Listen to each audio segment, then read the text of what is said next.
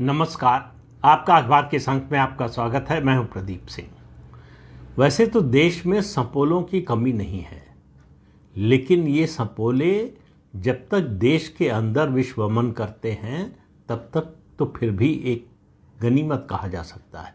हालांकि छोड़ना तब भी नहीं चाहिए इनको, लेकिन जब ये दुश्मन की भाषा बोलने लगे, जब ये दुश्मन का एजेंडा चलाने लगे, तो सावधान हो जाना चाहिए। फिर ऐसे सपोलों का इंतज़ाम होना चाहिए और इनका एक ही हश्र हो सकता है, वही होना चाहिए। आज मैं दो ऐसे सपोलों की बात करूंगा, आप ध्यान से सुनिएगा। वैसे तो अनपढ़ जाहिल लोगों की ऐसे सपोलों की कमी नहीं है, लेकिन मैं आज जिन दो की बात कर रहा हूं वो पढ़े लिखे हैं और सिस्टम में रेंग कर ऊपर चढ़ना जानते हैं। कोई भी सरकार हो, उस सिस्टम में आगे बढ़ना और आगे बढ़कर जो है ऊपर तक पहुंचना जानते हैं और ऊपर पहुंचकर फिर डसते हैं। फिर ये अपना असली रूप दिखाते हैं, फिर ये अपना फन फैलाते हैं। उनमें पहला है सत्यपाल मलिक। उसका जिक्र पहले इसलिए कर रहा हूं कि वो खबर में है।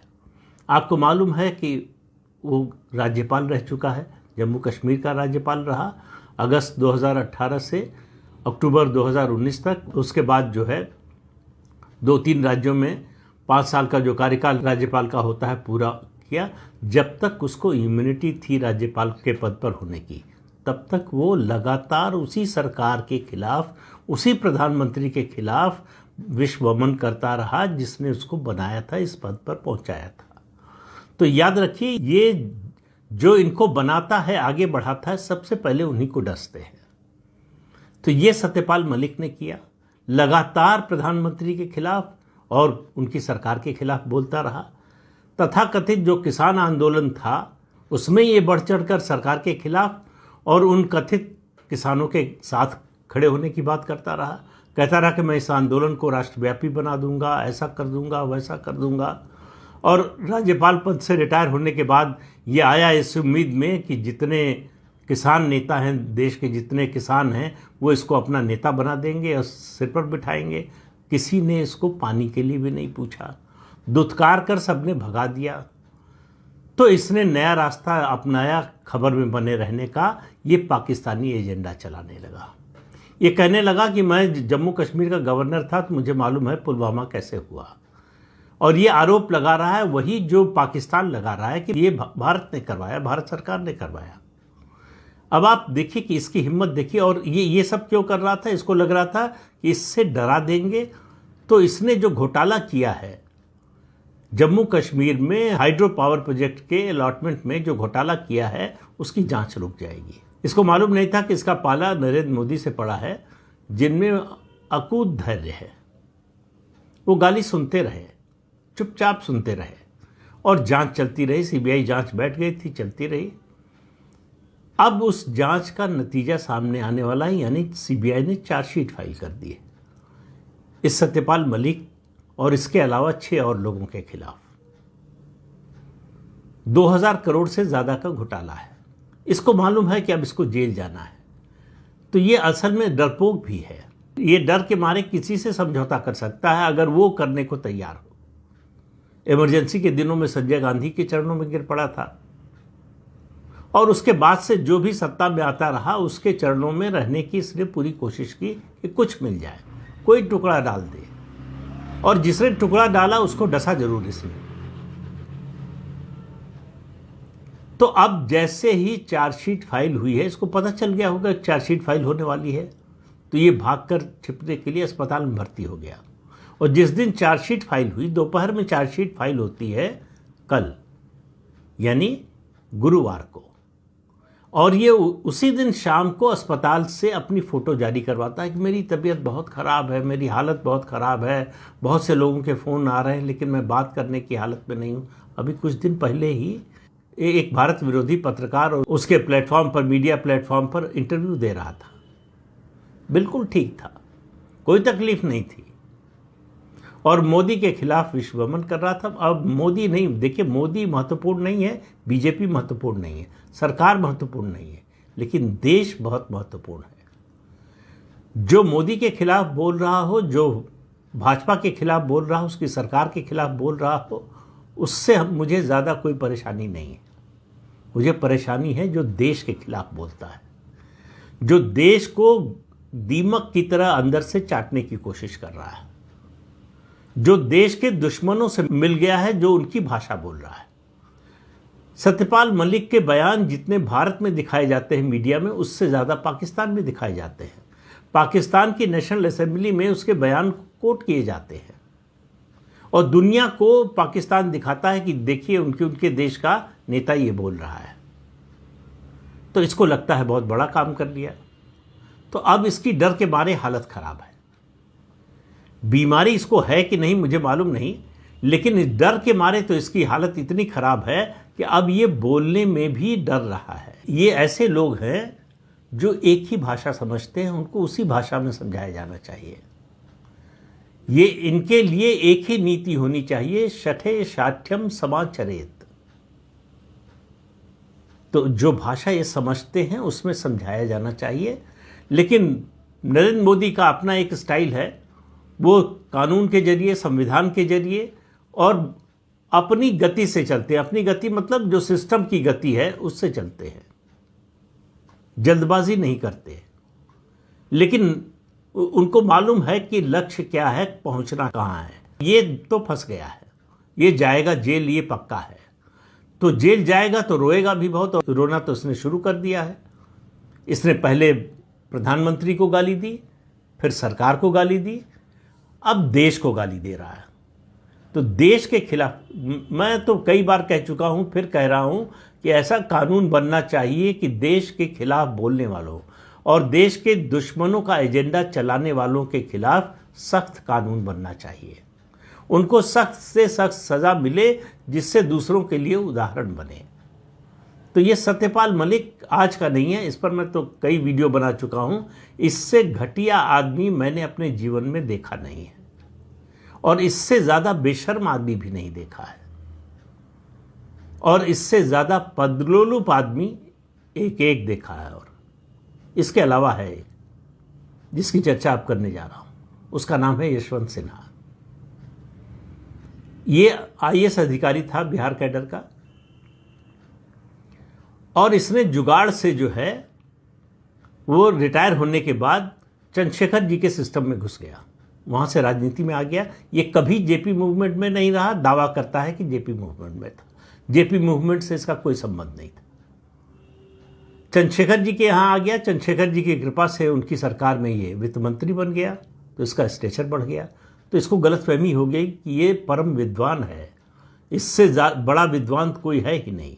और चंद्रशेखर जी के साथ रहते हुए इसको राज्यसभा मिल गई जब सरकार गिर गई उसके बाद, क्योंकि इसने बिचौलिए का काम किया। अजीत सिंह और चंद्रशेखर जी की पार्टी का मर्जर कराया, उसमें भूमिका निभाई सुब्रमण्यम स्वामी के साथ। तो दोनों को पुरस्कार मिला, दोनों को राज्यसभा की सीट मिल गई। ये संसद में 6 दिसंबर 1992 की घटना अयोध्या में जो हुई, जो विवादित ढांचा गिरा, उस पर बीजेपी संघ परिवार को पानी पी पी कर कोस रहा था और कुछ महीने बाद ये पलटा और बीजेपी में शामिल हो गया। तो बीजेपी के लोगों ने भी कम पाप नहीं किए हैं। पता नहीं कैसे आडवाणी जी इससे प्रभावित हो गए और ये आडवाणी जी के ही खिलाफ हो गया आखिर में, जब उन्होंने राज्यसभा नहीं दी 2004 में चुनाव हारने के बाद। उनके खिलाफ ऐसी ऐसी बातें बोलने लगा कि आपके लिए सुनना मुश्किल होगा। तो लोग नाराज होते हैं, अलगाववादी के साथ बातचीत, आप देशद्रोही हो। तो इसका मतलब सबसे बड़े देशद्रोही तो अटल बिहारी वाजपेयी हैं, जिन्होंने ये बातचीत का सिलसिला शुरू कराया। सबसे बड़े देशद्रोही आडवाणी जी हैं, जिन्होंने बातचीत की। तो ये जो आज के दिन रवैया आ गया है देश में, क्या आप हमसे सहमत नहीं हो तो आप देशद्रोही हो, आपकी हुबुल वतनी पर हमें शक है, ये नहीं चलेगा। वहां के पहुंचा तो इसको समझ में आ गया कि संघ परिवार के अंदर अगर हमने जगह नहीं बनाई तो बीजेपी में आगे नहीं बढ़ पाएंगे। तो ये स्वदेशी जागरण मंच से जुड़ गया, उनके अभियान में शामिल हो गया और उसका नतीजा ये हुआ कि बीजेपी ने, संघ ने बल्कि अपना एक तरह से वीटो चलाया, जसवंत सिंह को वित्त मंत्री नहीं बनने दिया, इसको बनवाया। उसकी कीमत आज तक बीजेपी चुका रही है। ये सत्ता का ऐसा लालची है, पद का ऐसा लोलुपता है पद की इसमें, कि उसके लिए इसने अपने बेटे का राजनीतिक करियर खत्म कर दिया। ये जब मोदी सरकार बनी तब से पद चाहता था कि वित्त मंत्री बना दिया जाए, नहीं बनाया मोदी ने। मोदी अकेले ऐसे नेता हैं जिन्होंने इसकी असलियत को पहचाना। उसके बाद दूसरे नंबर पर मैं रखता हूं जिसने बहुत जल्दी पहचाना, वो है ममता बनर्जी। मोदी ने इसको वित्त मंत्री नहीं बनाया, फिर ये ब्रिक्स बैंक का चेयरमैन बनना चाहता था, नहीं बनाया। बेटे को जरूर टिकट दे दिया और मंत्री भी बना दिया, छोटे बेटे का भी काम कर दिया, लेकिन इसको पद नहीं दिया। अब बिना पद के तो ये पानी के बाहर जैसे मछली होती है उस तरह से तड़पता है। कोई पद चाहिए, कहीं से मिल जाए, किसी से मिल जाए, कोई भी समझौता करना पड़े। आज जिसकी माला जप रहे हैं कल उसको गाली देना पड़े, जिसको गाली दे रहे थे उसकी माला जपनी पड़े, कोई हर्ज नहीं है, इसके लिए कोई फर्क नहीं पड़ता। आखिर में इसने मजबूर कर दिया बीजेपी को कि इसको जो है दूध की मक्खी की तरह से निकाल के बाहर कर दिया जाए। ये बीजेपी से बाहर हो गया। बीजेपी से बाहर हो गया तो अब फिर पद तो चाहिए कोई, तो ये टीएमसी में चला गया ममता बनर्जी के पास। और ममता बनर्जी ने गलती की ये कि जब इंडी गठबंधन का राष्ट्रपति पद का उम्मीदवार तय हो रहा था 2022 में, तब इसको उम्मीदवार के रूप में इसका नाम आगे बढ़ाया। इसने तुरंत ममता बनर्जी को छोड़ा और कांग्रेस के साथ लग गया। इसको मालूम था कांग्रेस ज़्यादा बड़ी पार्टी है ममता बनर्जी से। ममता बनर्जी पहचान गई तो 1-1.5 महीने चार्टर्ड प्लेन में घूमता रहा, मज़े किए। लेकिन ममता बनर्जी समझ गई थी, उन्होंने फिर जो है एक तरह से धकिया कर बाहर कर दिया इसको बड़ी उम्मीद थी कि उसके बाद ममता बनर्जी इसको राज्यसभा भेज देंगी। ममता बनर्जी राज्यसभा तो छोड़िए, इसको अपना चपरासी बनाने लायक भी नहीं समझती थी। जब इसका असली रूप देख लिया तब से ये टीएमसी से बाहर है। तो अब ये तो घूम रहा है कि कुछ तो मिले, तो अब कांग्रेस के नजदीक आ गया। अब आप देखिए इसकी देश विरोधी मानसिकता को समझिए। इसने अभी एक हाल ही में पॉडकास्ट किया, देश के बड़े वकील हैं कपिल सिब्बल, उनके साथ कांग्रेस के नेता रहे हैं, कांग्रेसी हैं आज भी, भले ही पार्टी में उस तरह से औपचारिक रूप से ना हो। उनके साथ बातचीत में इसने जो बातें कही जरा आप सोचिए। इसने कहा उरी, पुलवामा और पहलगाम ये सब मोदी ने चुनाव को दृष्टि में रखकर करवाया। यही बात पाकिस्तानी बोल रहे हैं। मतलब इसको शर्म नहीं आती देश के खिलाफ ऐसी बात करते हुए। इतना बड़ा नरसंहार हुआ, जहां धर्म पूछकर सिर में गोली मारी गई, वहां कह रहा है सरकार ने करवाया। किस लिए? बिहार का चुनाव जीतने के लिए। इस मूढ़मती को पता नहीं है कि बिहार का चुनाव तो कुछ न हो तो भी एनडीए जीत रहा है, लेकिन इसको इस सब से मतलब थोड़े है। इसको तो पाकिस्तान का एजेंडा चलाना है। तो इसका मतलब इसके बाहर से भी कहीं से तार जुड़े हुए हैं। अगर ये तार्किक रूप से ये बात करता और इसके साथ ये कहता कि मुंबई में जो 26 नवंबर 2008 को आतंकवादी हमला हुआ वो भी कांग्रेस की सरकार ने करवाया था, क्योंकि 2009 में चुनाव होने वाला था कुछ ही महीने बाद, ये बोलने की हिम्मत नहीं करेगा, क्योंकि इसको मालूम है कि अगर ये बोलने की हिम्मत की तो कांग्रेसी ऐसी लात मारेंगे कि फिर ये उठ नहीं पाएगा। तो इसलिए जो है ये इसको मालूम है कि बीजेपी में कोई बोलेगा नहीं, मोदी जो है वो चुप रहते हैं। मोदी को आदत पड़ गई है अपने विरोधियों, अपने दुश्मनों से गाली सुनते रहने की, तो वो इससे निरपेक्ष हो चुके हैं। तो ये किसी के सगे नहीं है, सिर्फ अपना पद इनको चाहिए, जो दे दे। तो आजकल कांग्रेस के पीछे लगे हुए हैं। उनको लग रहा है कि कांग्रेस की भाषा, पाकिस्तानी नेताओं की भाषा, उसकी सरकार की भाषा, उसकी सेना की भाषा, वही हम भी बोलने लगें तो कांग्रेस हमसे खुश हो जाएगी। तो सरदार खुश होगा तो हो सकता है कुछ इनाम दे दे।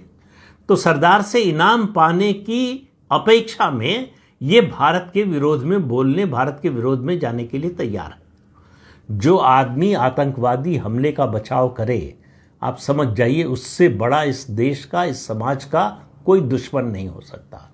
उड़ी और पुलवामा और पहलगाम जैसी घटनाओं का जो बचाव करे। पहली 2 घटनाओं में हमारी सेना और सुरक्षा बलों पर हमला हुआ, तीसरी घटना में निर्दोष हिंदुओं पर हमला हुआ, उनका नरसंहार हुआ। उसके बचाव में जो खड़ा हो वो देशद्रोही ही नहीं, समाजद्रोही भी है।